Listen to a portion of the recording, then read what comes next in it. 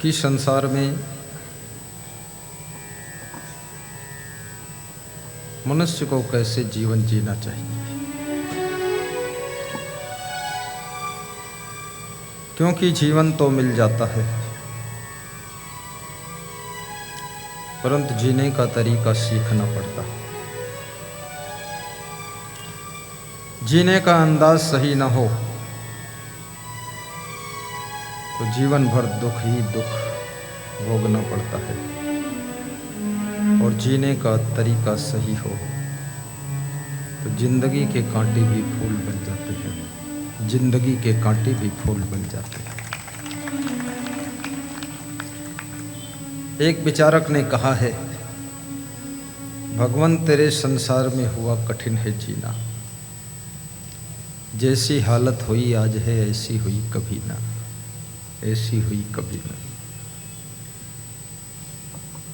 परिवार, समाज, देश, राष्ट्र, संसार,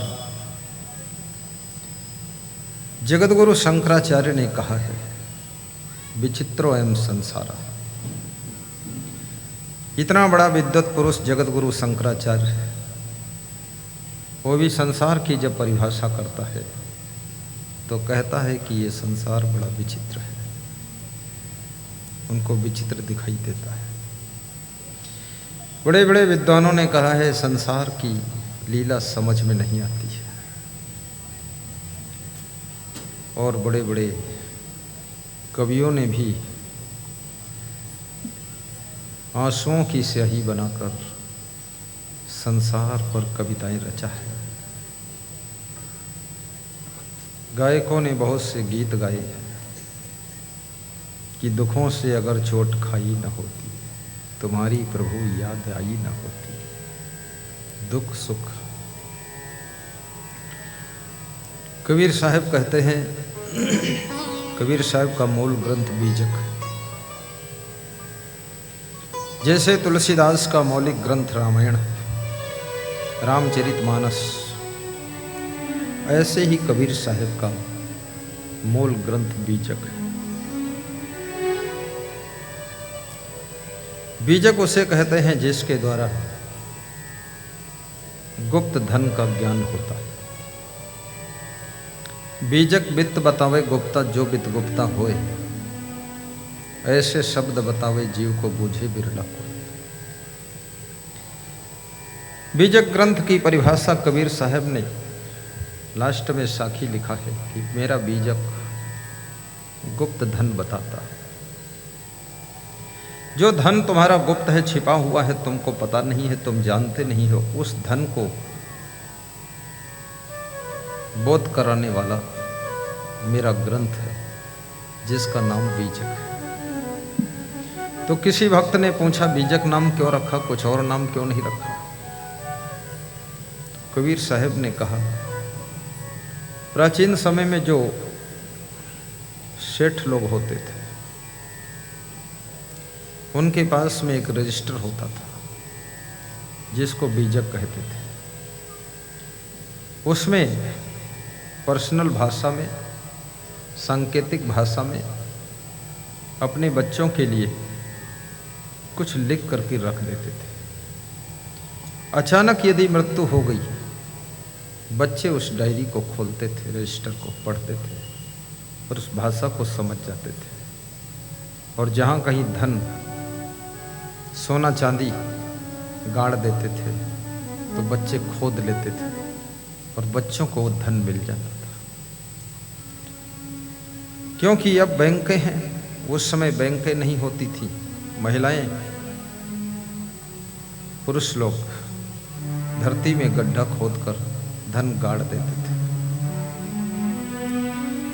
और धन गाड़ने के बाद यदि धन दोबारा नहीं मिलता था तो लोग अपने आप को समझा लेते थे कि लक्ष्मी जी कहीं रेंग गई, कहीं चली गई, लक्ष्मी रेंगती रहती है, ऐसा समझाकर संतोष कर लेते थे।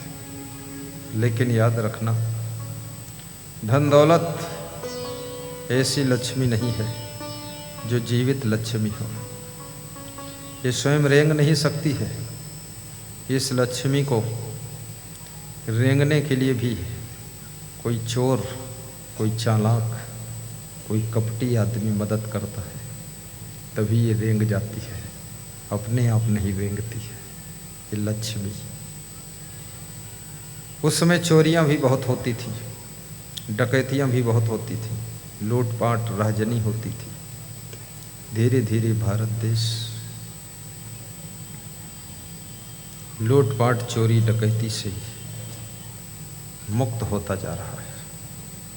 शासन सत्ता भी कड़ाई अपना रही है, लोगों में संस्कार भी सुसंस्कृत होते जा रहे हैं, समझदारी बढ़ रही है, लोग अपना अपना धंधा कर रहे हैं और चोरी से ऊपर उठ रहे हैं। चोरी, हिंसा, बेविचार, ये 3 दोष शरीर के, गाली निंदा झूठ 3 दोष वचन के, क्रोध मान छल ईर्ष्या ये 4 दोष मन के। 10 दोष होते हैं मनुष्य में। जब तुम किसी से ईर्ष्या करते हो तो ये मन का दोष है। क्रोध करते हो ये तुम्हारे मन की कमजोरी है। और जब अभिमान दिखाते हो, अहंकार भी अज्ञान के गर्भ से पैदा होता है और मनुष्य को जीरो पर लाकर खड़ा कर देता है।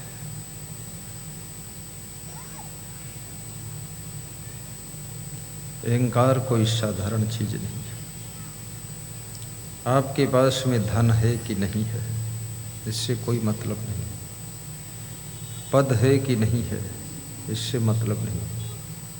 जितना बड़ा ज्ञान होगा उतना बड़ा अहंकार होगा, उतना बड़ा अभिमान होगा। आपने रतन टाटा को देखा है, भारत देश में बहुत बड़े धनवान हैं, वे बहुत बड़े दानी हैं, सब ट्रक उनके चल रहे हैं।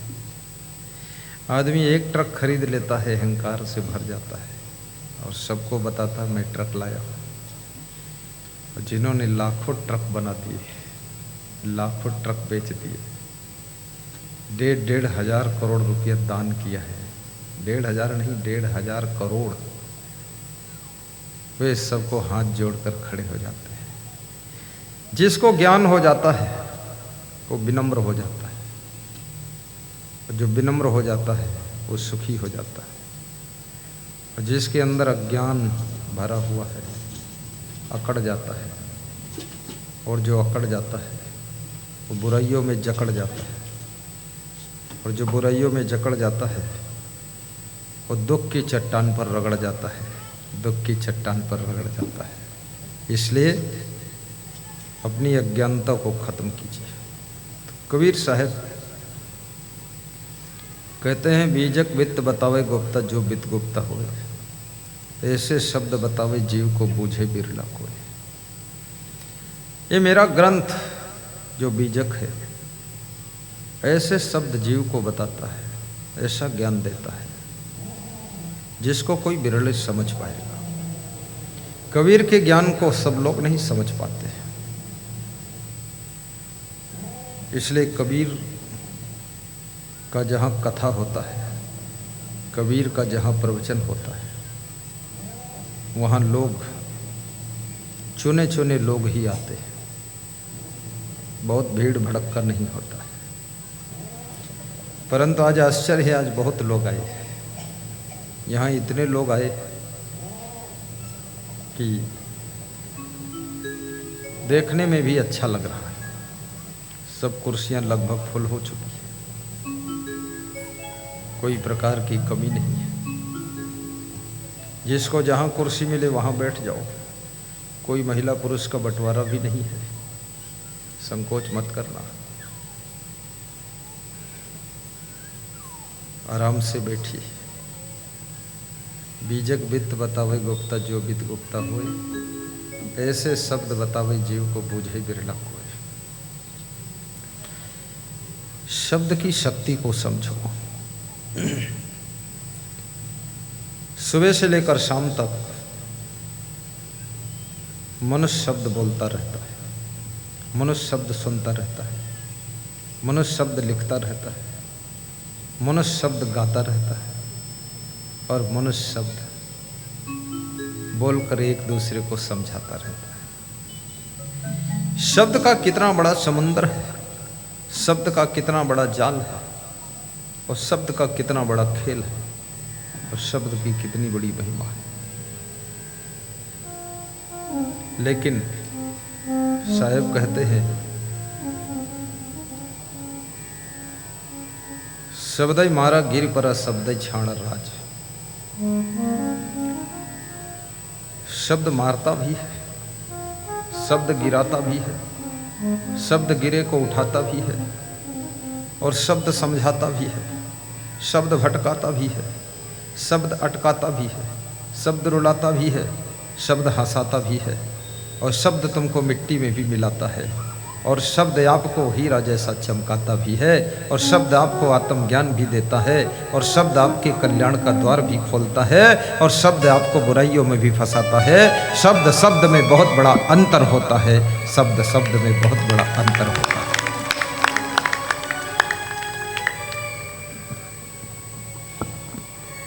एक हीरोइन, एक हीरो पिक्चर बनाता है, सीरियल बनाता है, शब्द ही तो बोलते हो। कितने लोगों के मन भटक जाते हैं, कितने लोग चरित्र खो देते हैं। ऐसे ऐसे शब्दों के गाना सुनकर लोगों का मन दीवाना हो जाता है। एक संत व्यास गादी पर बैठकर शब्द ही बोलता है, प्रवचन के रूप में बोलता है, कथा के रूप में बोलता है, भजन के रूप में बोलता है, जिससे मनुष्य का चंचल मन स्थिर होने लग जाता है, जिससे मनुष्य का भटकता हुआ मन निर्मल होने लग जाता है, जिससे मनुष्य का क्रोध भी करुणा में बदलने लग जाता है, ईर्ष्या प्रेम में परिवर्तन होने लग जाती है, वासना उपासना में चेंज होने लग जाती है और जो मनुष्य आलस्य करता था परिश्रम का पुजारी बन जाता है।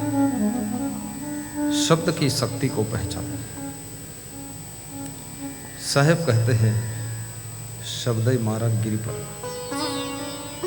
एक स्त्री नाराज होकर के अपने पति को कठोर शब्द बोल देती है, जाओ जाओ जाओ जाओ, मुंह मत दिखाना अब तो।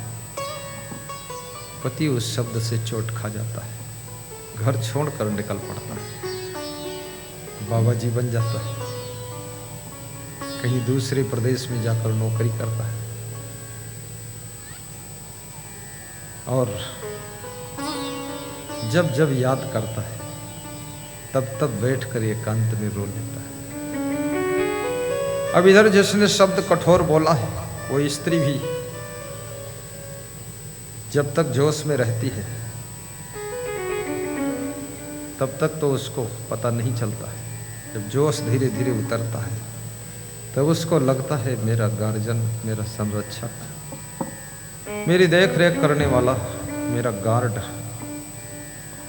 मेरा फ्री सर्वेंट एब्सेंट हो गया, मेरे शब्दों की चोट से भाग गया, मेरे से बहुत भूल हो गई, गलती हो गई। लेकिन धनुष से छोटा बाण, बंदूक से निकली गोली और मुंह से निकले शब्द, इन पर किसी का कंट्रोल नहीं रह जाता है।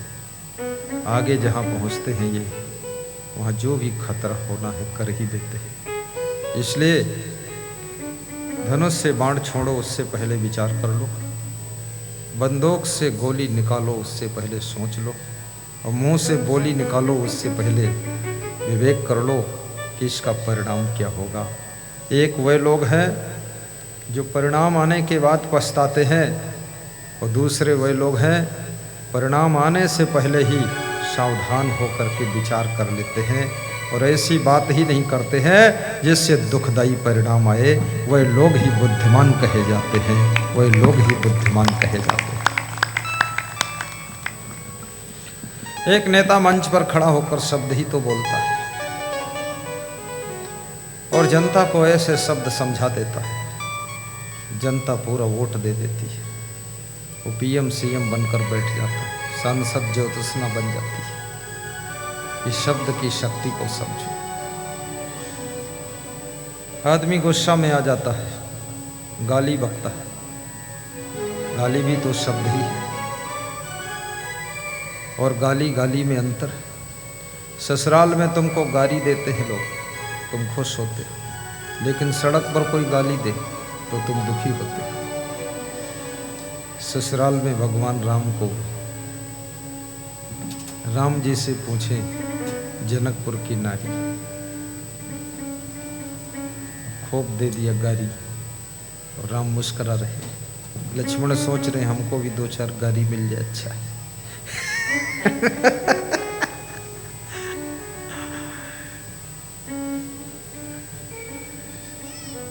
स्थान, समय, व्यवस्था,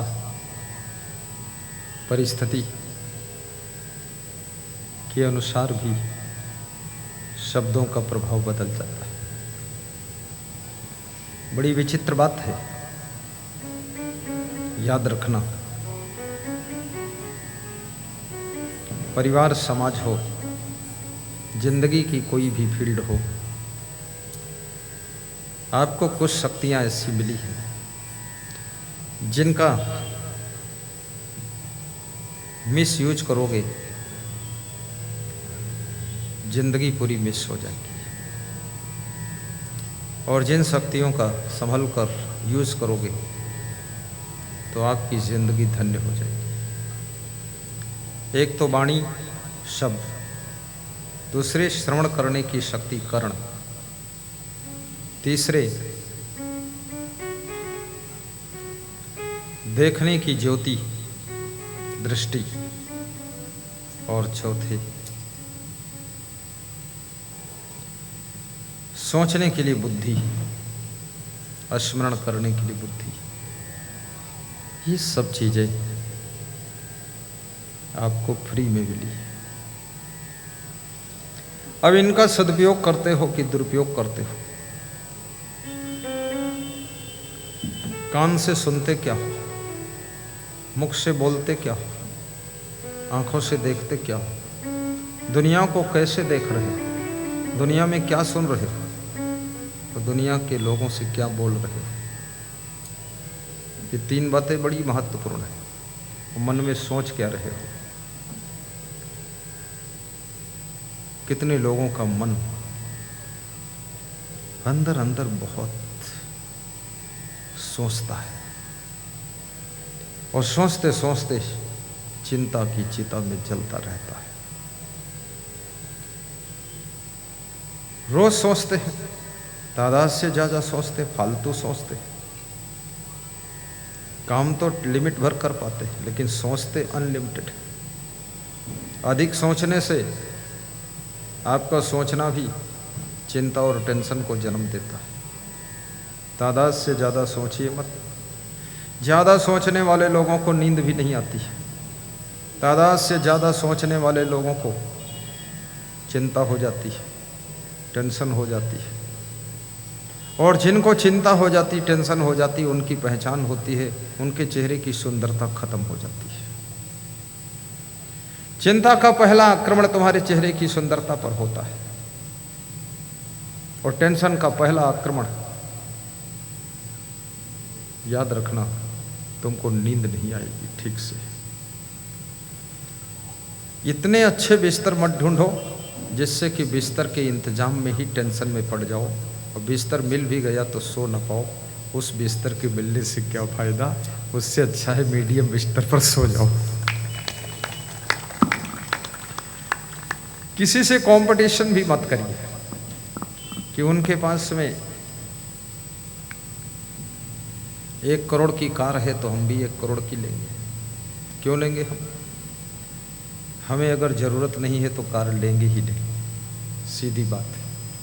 और ज़रूरत है तो 1 करोड़ की क्या, 4 करोड़ की भी ले लेंगे। अनावश्यक सामान भी मत खरीदिए। जो लोग बाजार में जाते हैं चमकते दमकते सामान को देख करके आकर्षित हो जाते हैं और ज़रूरत नहीं फिर भी खरीद कर ले आते हैं, उनके घर में इतना सामान भर जाता है कि घर वालों को घर में सोने की जगह नहीं मिलती है। ऐसे लोग भी बुद्धिमान नहीं कहे जाते हैं, ऐसे लोग भी बुद्धों की श्रेणी में आते हैं। फालतू सामान मत खरीदिए। विवाह कीजिए, विवाह में दहेज में बहुत सामान मत लीजिए। उसके बदले रुपये लेकर के बहू के लिए एक अच्छा कमरा बनाइए, एक अच्छा किचन बनाइए, एक अच्छा बाथरूम बनाइए।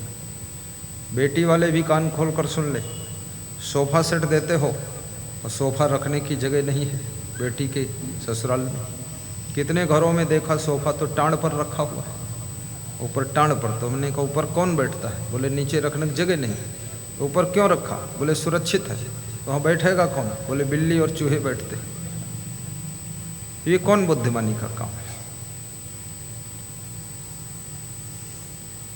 दिन में शादियां कीजिए, रात में नहीं। सूरज की लाइट में शादी कर लो। छुट्टी मिल गई, 12 बजे से शादी शुरू करो, 3 बजे समाप्त। पंडित को 100 रुपये ज़्यादा दे दो, फटाफट मंत्र पढ़ दे, चट्ट मंगनी पट्ट ब्याह, एक टाइम भोजन खिला दो, सबको विदा कर दो। रात में बहुत डिस्टर्ब होता है, रात जागने से बहुत डिस्टर्ब होता है, स्वास्थ्य भी खराब होता है। रात में चोर भी आते, सामान चोरा ले जाते हैं। तुम शादी में फंसे रहते हो, तुम तो 7 फेरे घूम रहे हो, उधर चोर लोग 14 फेरे घूम जाते हैं।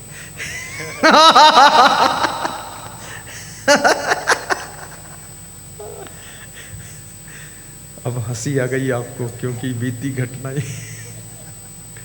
शायद बंदगी। तुम्हारा हर कार्य विवेक पूर्वक होना चाहिए। विवेक कोई चिड़िया का नाम नहीं है। विवेक शब्द ऐसा है, यानी फिल्टर करके डिसीजन लेना। समीक्षा समारंभो पारिच्छ कारणम, सोच परख करके डिसीजन लेना। और जिंदगी में सफलता का मूल रहस्य डिसीजन से जन्म लेता है। डिसीजन यानी तुम्हारा फैसला, क्या करना, कैसे करना, कब करना, कहाँ करना, कितना करना, क्यों करना। ये सब इंट्रोगेटिव मार्क के जितने शब्द हैं, ये क्वेश्चन पुटअप करिए, उसके बाद अपने दिमाग को सेटअप करिए और उसके बाद कार्य को प्रारंभ करिए। किसी कार्य के लिए जल्दबाजी मत कीजिए। जल्दबाजी में बोले गए शब्द पश्चाताप के कारण बनते हैं। जल्दबाजी में लिया गया डिसीजन नुकसान का कारण बनता है। जोश खरोश में किए गए कार्य हानिदायक ही होते हैं। लड़कियां बहुत सावधान रहें, लड़के भी सावधान रहें। जो लड़कियां जल्दबाजी में किसी लड़के को एक बार देखा, बस बोले हम ठीक तुम ठीक, बाकी सब बेवकूफ, हम तुम होशियार, चलो भाग चलते हैं गंगा किनारे। गंगा जमुना चले गए। साल बाद मारपीट हुई, पछतावा हुआ। पापा को फ़ोन किया कि यहाँ तो पिटाई हो रही। पापा बोला मैं क्या करूँ, डिसीजन आपका है। जिसके साथ में जीवन भर रहना है, सोच समझ कर उसको जरा देख लो, परख लो, ताड़ लो, तब उसके साथ में रिश्ते जोड़ो।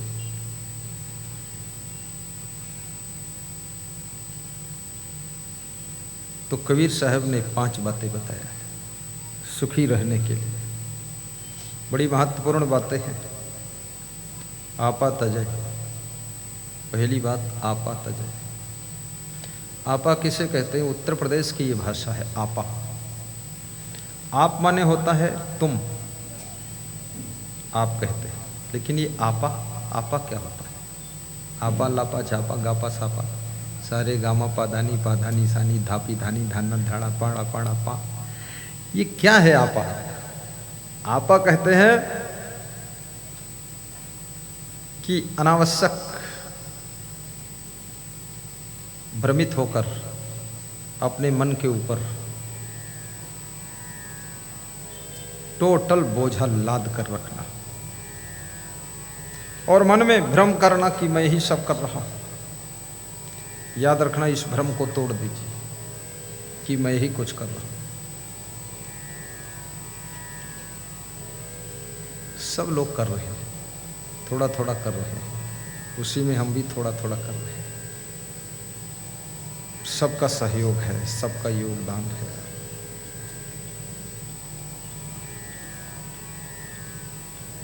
इस अभिमान की चादर को उतार दीजिए कि मैं ही इस दुनिया को सब संभाल के रखा हूँ। याद रखना, दुनिया को संभालने वाले दुनिया से चले गए, लेकिन दुनिया आज भी संभल कर चल रही है। इस अहंकार को कृपया छोड़ दीजिए। परिवार के दादाजी चले गए, पिताजी चले गए, अब नए बच्चे सब पिताजी बनकर दुनिया चला रहे हैं। तुम खाम खा इतनी चिंता और टेंशन क्यों ले रहे हो? थोड़ा मुस्करा कर जीना सीखो, प्रसन्न होकर खाना सीखो और निश्चिंत होकर के सोना सीखो, और अकारण भी अपने कमरे में बैठकर ठहाका मार कर हंसना भी सीखो, हंसना भी सीखो। भोजन कितना अच्छा बना हो, थोड़ा कम खाना सीखो। कितने लोगों को अच्छा भोजन मिल जाए तो कुछ पूछो मत, 1 किलो पनीर की सब्जी खा जाएंगे। बनाने वालों का भी हिसाब नहीं लगाएंगे, वो पाएंगे कि नहीं पाएंगे। एक खाने का मेहमान खाने के लिए गया ससुराल में, पनीर की सब्जी बनी थी, तो उसको एक छोटी सी कटोरी में पनीर की सब्जी दी गई। तो उसने अपनी साली से कहा, साली साहिबा, कटोरी के बजाय कढ़ाई ही दे दो, ठीक है। वो साली भी ऐसी थी, साली, उसने कढ़ाई रख दी। बोले अब ठीक है, तुम लोग जाओ, सब निपट गया। क्या करते हो ये? पेट को इंडिया गेट बना रखा है।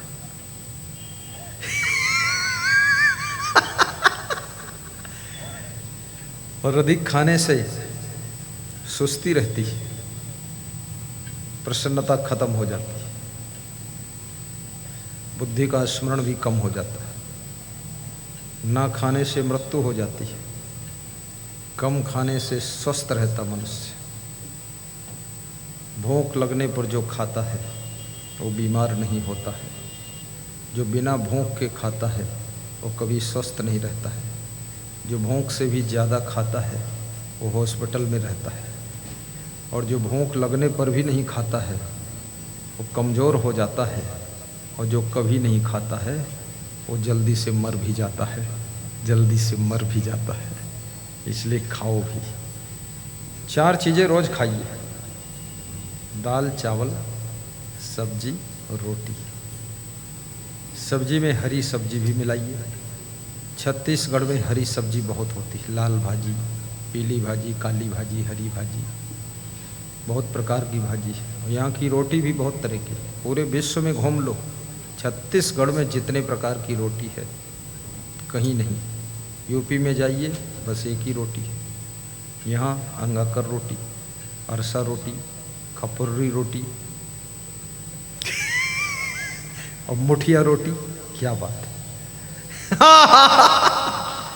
और ऐसी रोटी हमने छत्तीसगढ़ में देखा है, एक रोटी में 8-10 लोग तोड़ तोड़ के खा सकते, इतनी मोटी, बिल्कुल स्कूटर का पहिया।